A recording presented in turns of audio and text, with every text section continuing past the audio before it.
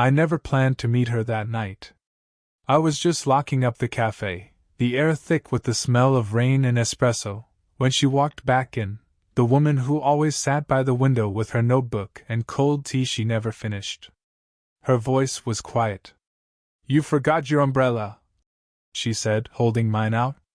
I hadn't even realized I'd left it. The first thing I noticed wasn't her voice, though. It was the hesitation in her fingers, how she gripped the handle like she wasn't sure whether to let it go. She was older. Not just in years, but in how she carried herself, calm, practiced, like she'd learned how to stand in the world without asking permission. Her hair was tied loosely, strands brushing her cheek. There was something effortless about her. I'd seen her enough times to know she liked silence more than small talk. But standing this close, I felt words crawl up my throat anyway.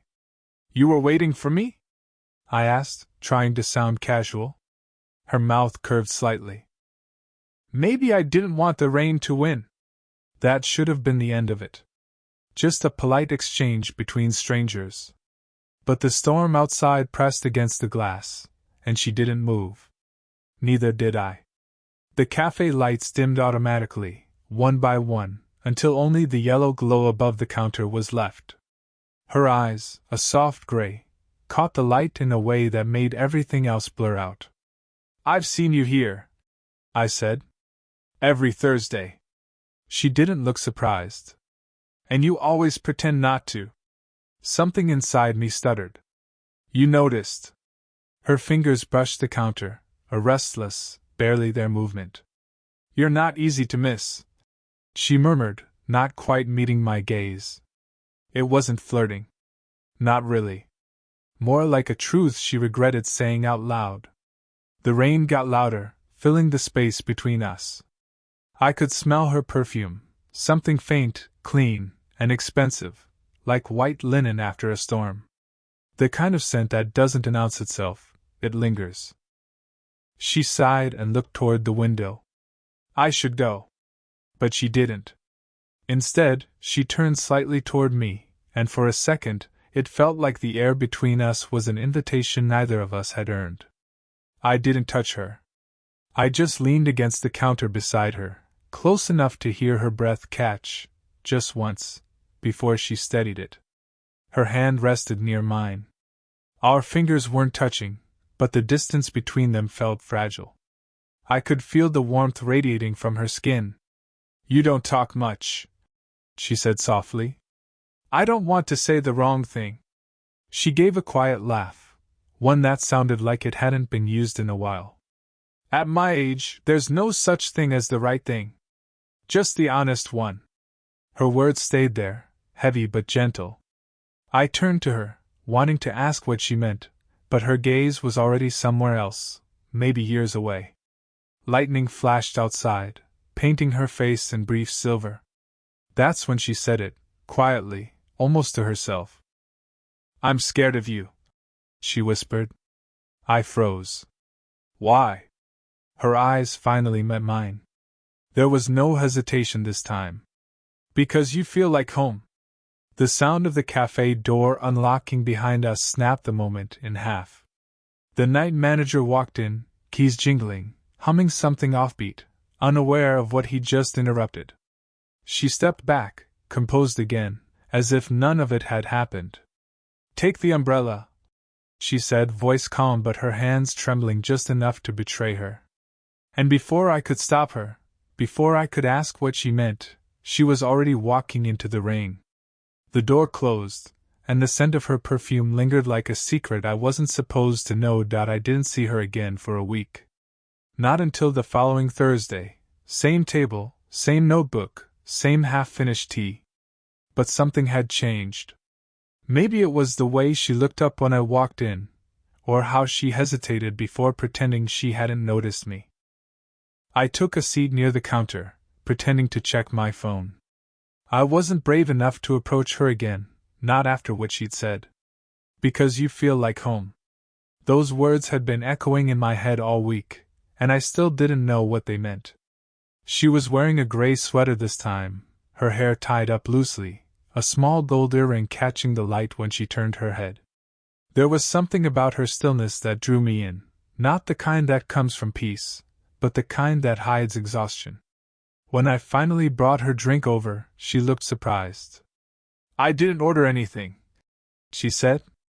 "I know. But you always forget to finish your tea," I said, setting it down. "Maybe this time you'll remember." That earned me the smallest smile. "You're assuming I want to. Then why come here every week?" She didn't answer. Just stared down at the table, her fingers tracing the rim of the cup. "Habit, I guess," she murmured. "It's quiet here." I like quiet places. I wanted to ask why she needed quiet, but something in her tone warned me not to. So I sat across from her, uninvited, pretending I wasn't nervous. For a moment neither of us spoke. The air between us carried that same fragile tension, too much silence, too much awareness. "I used to come here with my husband," she said suddenly. I looked up. She wasn't meeting my eyes. "Used to?" "He left. Years ago.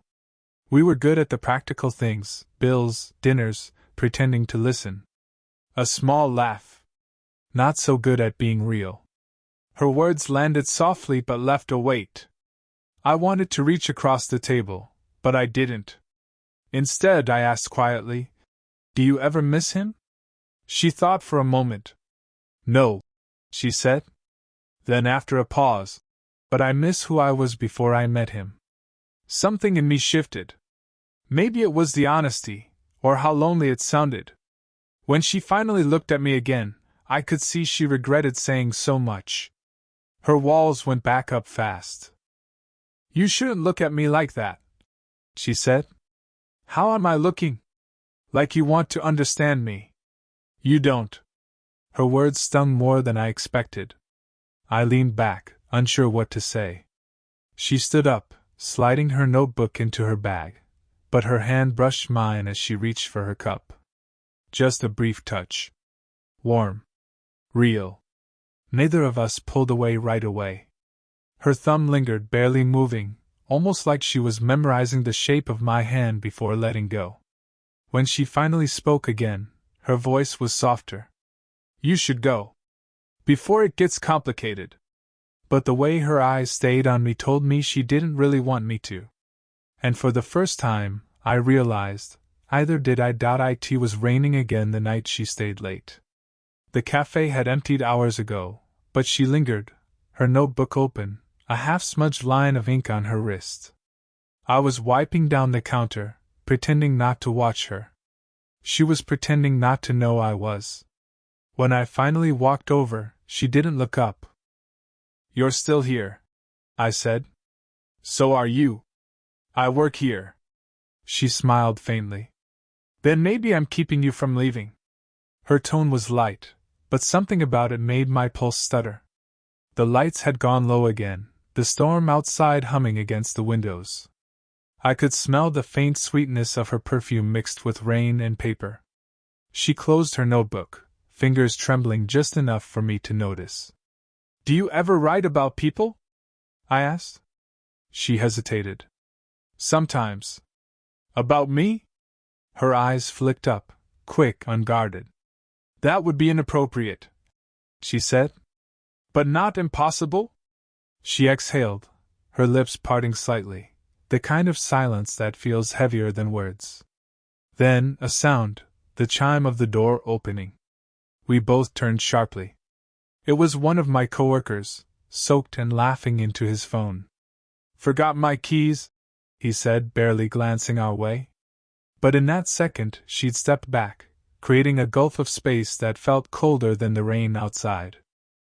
He left as quickly as he came, and the sound of the door shutting echoed through the empty room. Her breath caught. "You see?" she whispered. "That's what I mean. Someone always walks in. Then let's not let them."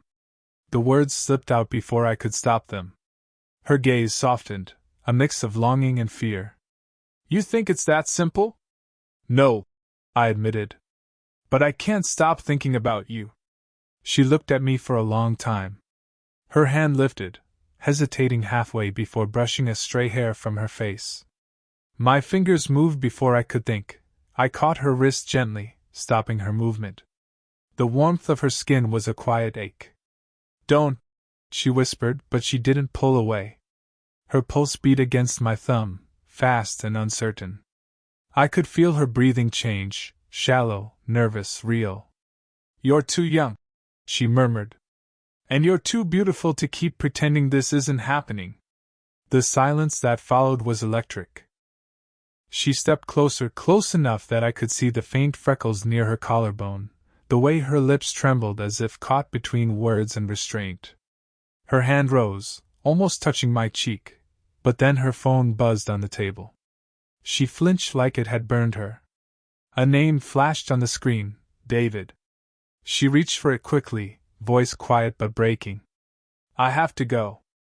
"Who is he?" "Someone I promised not to hurt again," she said, eyes glossy but steady. And then she looked at me, really looked, and for one impossible second, our faces were inches apart. If I'd leaned forward, even slightly, the world might have changed. But I didn't. And neither did she. When she left, the doorbell chimed softly, leaving me standing there with her warmth still pressed into my palm, and the unbearable feeling that I'd already crossed the line just by wanting her. She stopped coming to the cafe. Days passed, 1, then 3, then 7. Her absence sat heavy in the air, like the chair by the window still waiting for her to return. Every night, I'd glance at the door without meaning to, hoping, then pretending I hadn't. When she finally did come back, it wasn't on a Thursday. It was a Tuesday, just after closing. The rain followed her in again, soft, hesitant, like it remembered us. "You shouldn't be here," I said. She smiled faintly. "Neither should you." Her coat was damp, hair clinging to her neck. She looked tired, like she hadn't slept much, or maybe she'd just been trying not to feel something. "I wasn't going to come," she said quietly. "But She stopped herself, glancing down. "I needed to know if you'd still look at me the same way." My throat tightened. "And do I?" Her eyes flicked up, catching mine. "You do." For a moment neither of us moved. The rain outside deepened, steady and rhythmic, filling the silence we couldn't.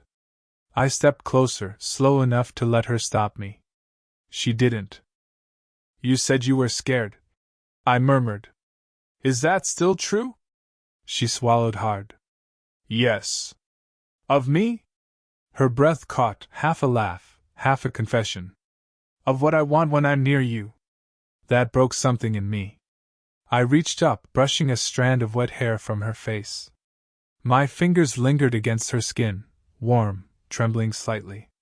She didn't move, but her eyes fluttered closed, like she was holding herself still against gravity. "Say something," I whispered. "I can't." "Then don't." Her lips parted, just a breath away from mine. The air felt charged, alive, the kind of silence that hums with every unsaid thing. She leaned in, so close that her perfume blurred into the rain, her voice barely audible against my cheek. "You don't know what you're doing to me." "I think I do." She let out a quiet, shaky breath, the kind that feels like surrender. My hand slid to the small of her back, her heartbeat thrumming through the space between us. Her fingers found my shirt, gripping it lightly, almost pleadingly. For a moment, we were both suspended, caught between want and fear, between what was right and what felt inevitable.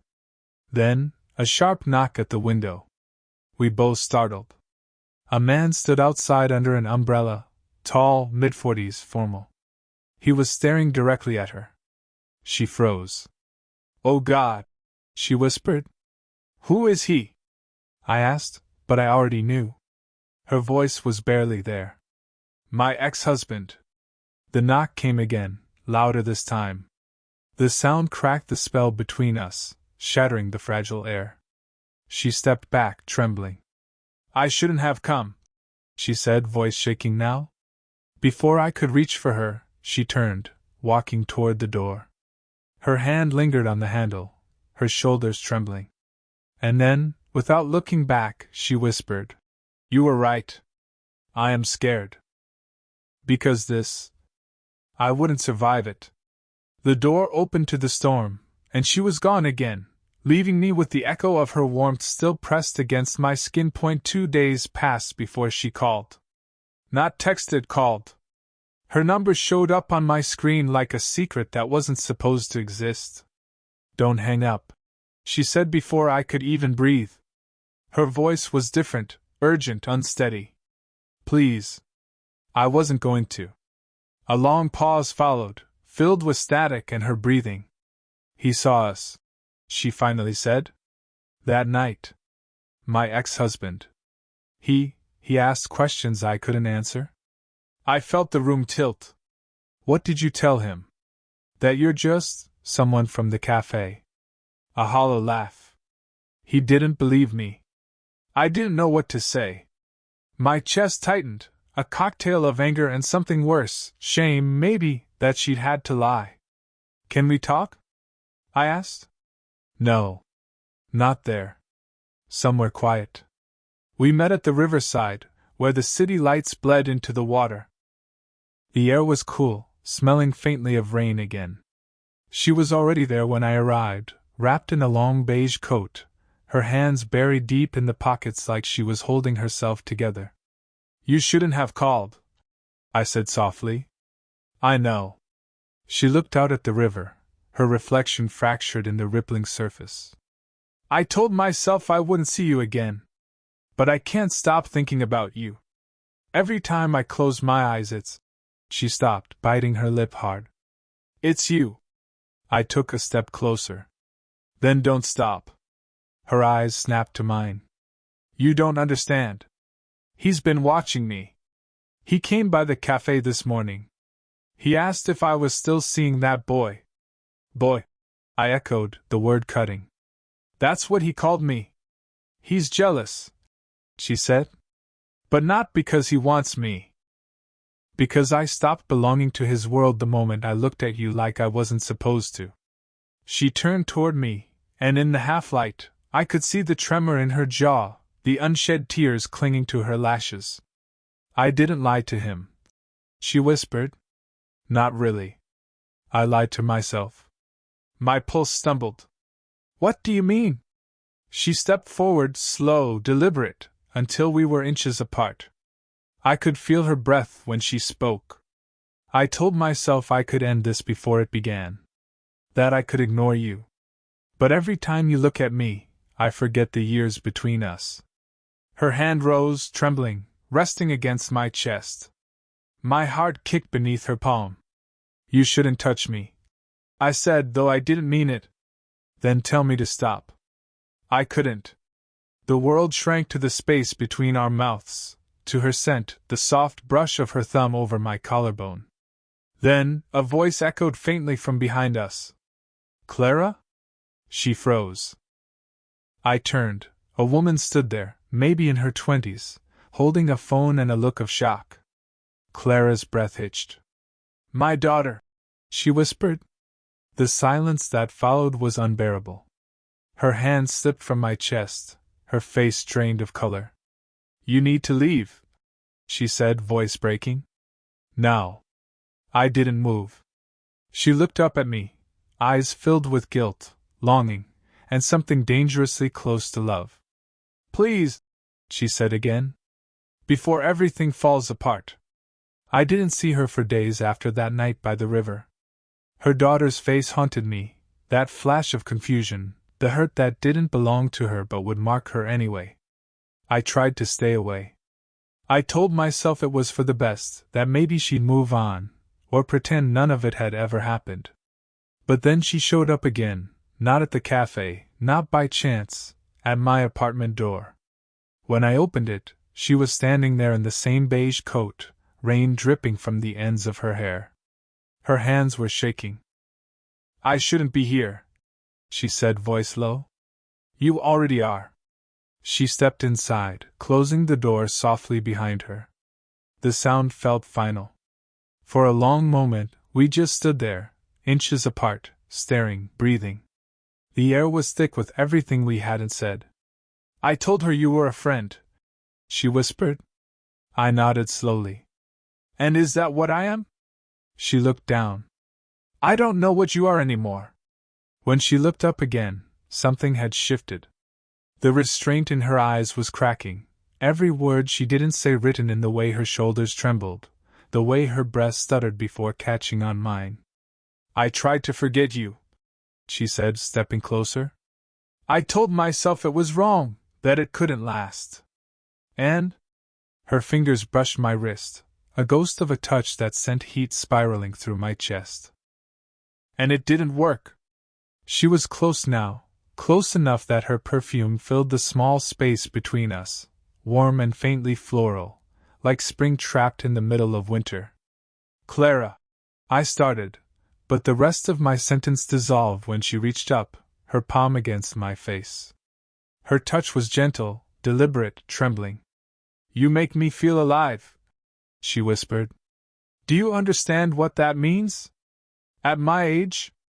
I caught her hand before she could pull it away. At any age.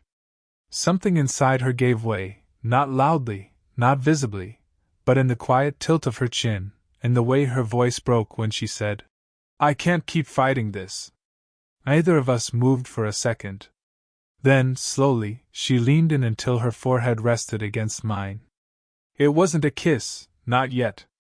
Just breath against breath, two people standing on the edge of something irreversible.